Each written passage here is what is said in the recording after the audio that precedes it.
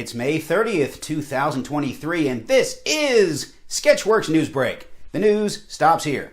I'm Brian Troxel, and it's No Jacket Tuesday. Ties, however, are still required. Last week, Florida Governor Ron DeSantis announced his candidacy for president on Twitter with an informative discussion and moderated Q&A session. He then announced his candidacy on Snapchat with a dick pic. He then took to Ashley Madison to find a running mate.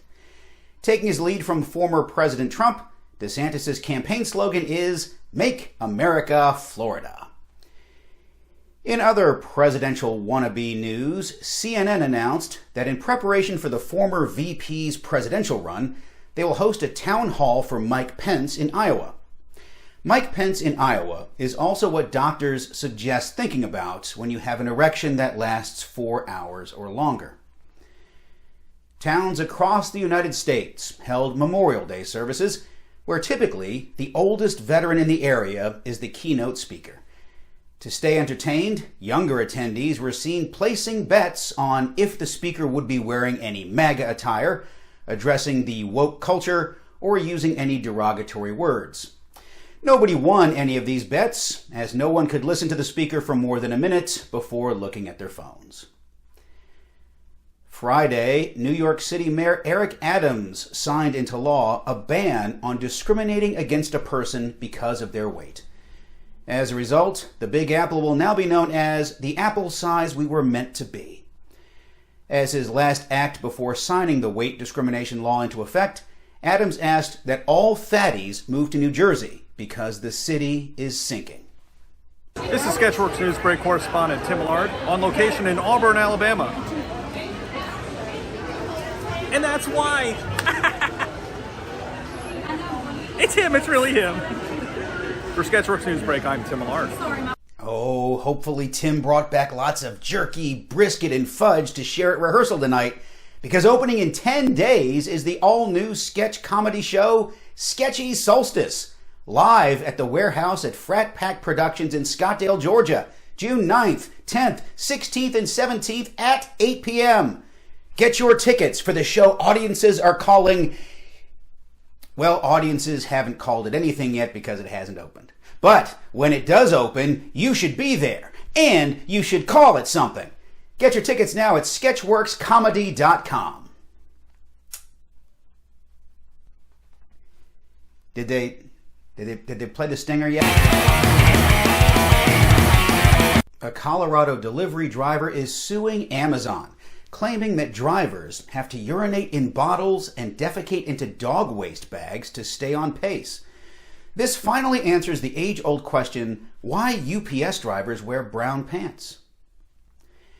Elon Musk's brain implant company Neuralink says it has U.S. approval to begin human trials. Musk promises this will go as well as the SpaceX Starship rocket launch. Conservatives are outraged over Target's gay pride clothing section that contains clothing marketed to children as young as 3 months old. Although I'm not sure why anyone's surprised Target promotes being loud and proud, their logo is a giant butthole. Despite the backlash, Target's CEO says they stand by their mission to promote LGBTQ pride for children and is excited to release their new line of Pride diapers. Caesar's Palace is celebrating Las Vegas's 70th anniversary of being wedding capital of the world by hosting a mass vow renewal. Not to be outdone, Circus plans to celebrate Vegas's 125th anniversary of being chlamydia capital of the world by passing out free penicillin shots. I'm planning on getting mine.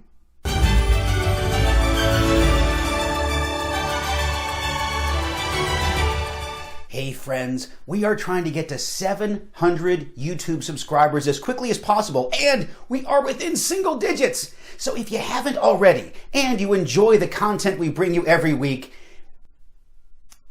or not, please take a moment to click that subscribe button.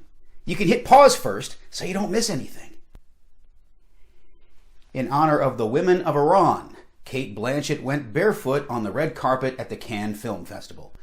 And in honor of keeping his coke addiction a secret, Leo DiCaprio wore his sunglasses inside.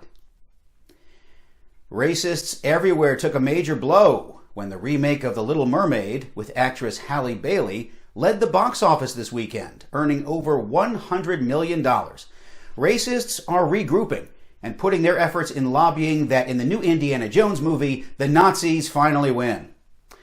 Speaking of mermaids, in the current issue of Current Biology, biologists have reported discovering over 5,000 rare and new underwater species deep in the Pacific Ocean. Such species include the transparent gummy squirrels, the elusive squat lobsters, and the ultra-rare bloated jackfish. Elsewhere in the oceans, Swedish authorities believe they have found a beluga whale with a camera harness that was trained to be a Russian spy. Confirmation came when it was clear the whale was drunk on vodka. In other whale news, police in India thwarted a plot to smuggle nearly $2 million worth of valuable whale vomit. Indian police now have the tedious task of separating the valuable whale vomit from the vomit of the officers who originally made the discovery.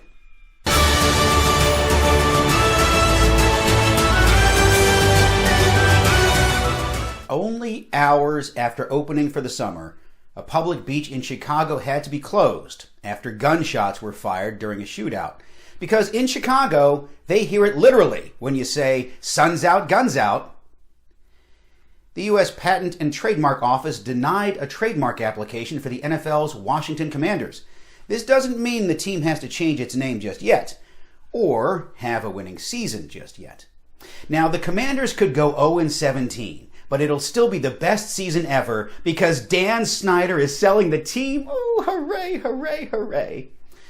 Staying in sports, during a White House ceremony Friday, LSU freshman forward Samaya Smith collapsed during President Biden's remarks. White House doctors say her brain short-circuited, trying to make sense of Biden's rambling and incoherent speech. Clifton Williams of Louisville, Kentucky, shot his roommate for eating the last Hot Pocket.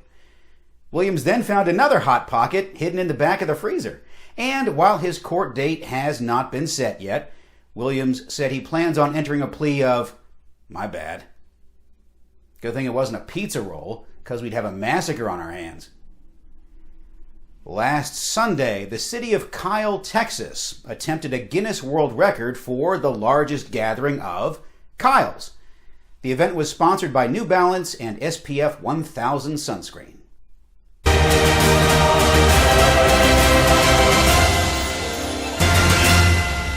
A rare white bison was born this week in Wyoming State Park. In other news, Ted's Montana Grill has teased it will have a new menu item this summer.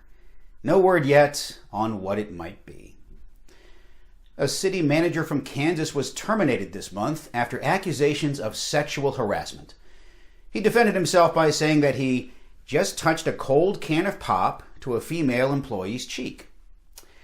Word to the wise, don't get squirt anywhere near a woman's face without consent. For the first time in years, Abercrombie & Fitch reported impressive first quarter earnings by posting a surprising profit of $16.6 million. Investors are finally happy to see the company undergo its first successful facelift.